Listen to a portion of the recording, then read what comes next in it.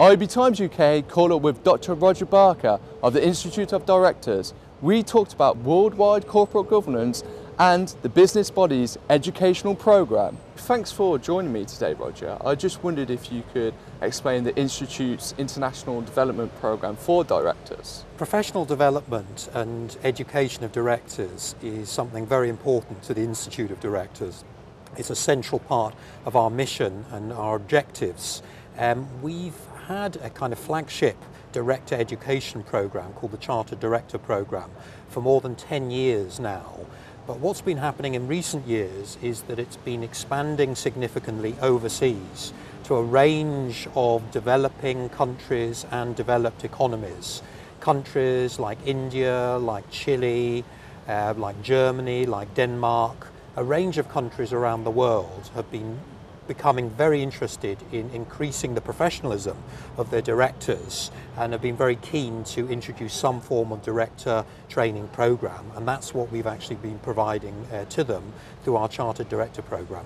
So with regards to the globalisation of the scheme, what do you think the main pushing force behind that is? Is that they want a seal of approval from the IoD or from British business, or a bit of both when globalisation is taking effect?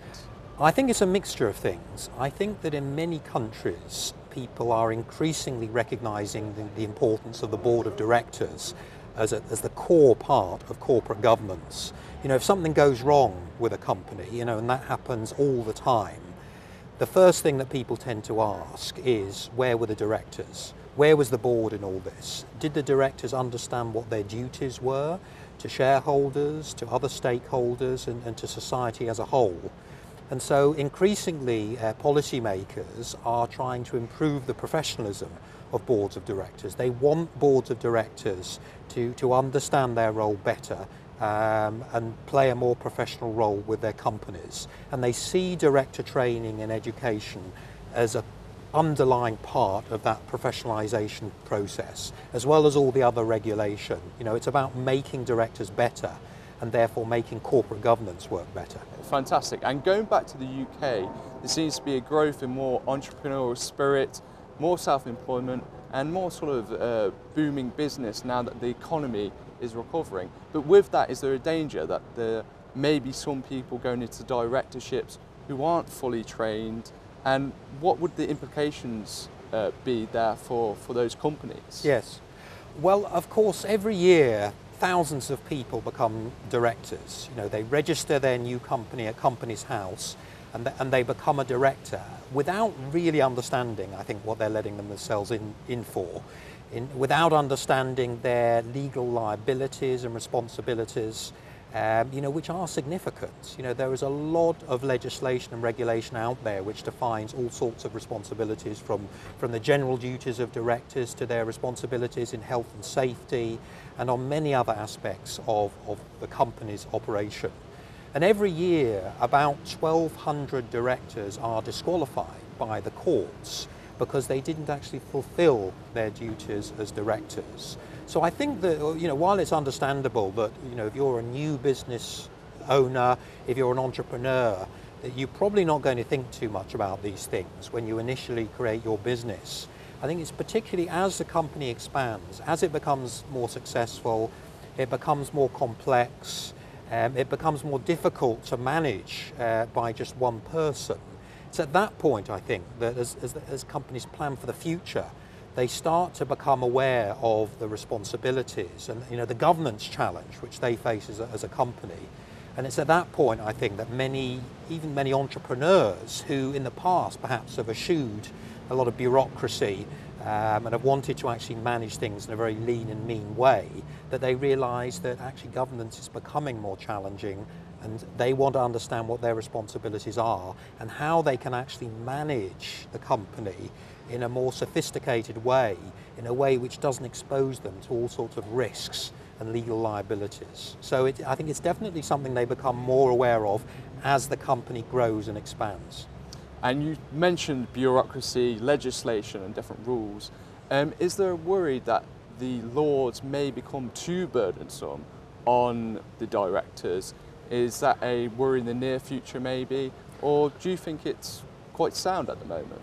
I think, there is a real concern that whenever things go wrong at a particular company, a particular high-profile organisation, that hits the headlines because of its weak governance or because the directors didn't do the right thing, there is a concern that the response to that from policymakers is to introduce more regulation, making life more complex, more prescriptive for every board of directors in the land. And from the IoD's perspective, what we would ask policymakers to consider is that rather than going down that regulatory route every time, think about the education process for directors.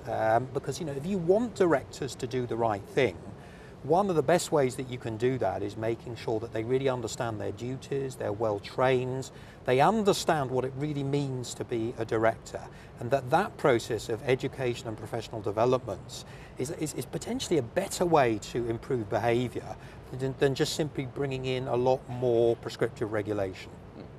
And on the education point, we have quite a number of young people at the moment who are unemployed, 18.5% in the 3 months to April. I just wondered what your opinion on educating the young people, the future directors of companies in Britain. Does the government need to do more in that area? Is there anything else that employers and companies can do to step in and help future leaders of the UK out?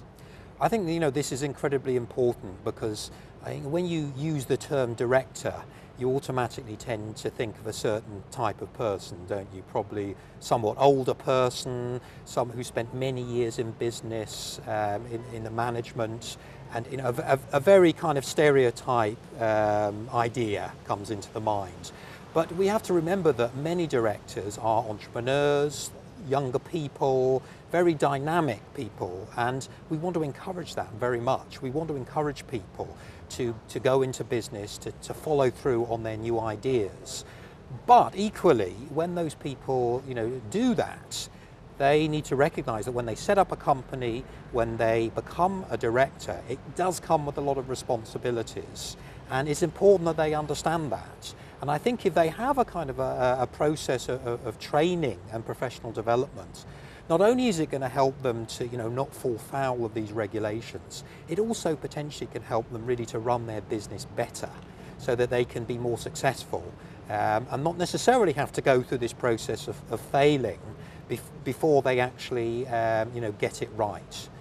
So I think this whole training process that we're talking about, it has as much to offer to the young, dynamic entrepreneur as it does to the much more seasoned, experienced director. Thanks for your time. Thank you.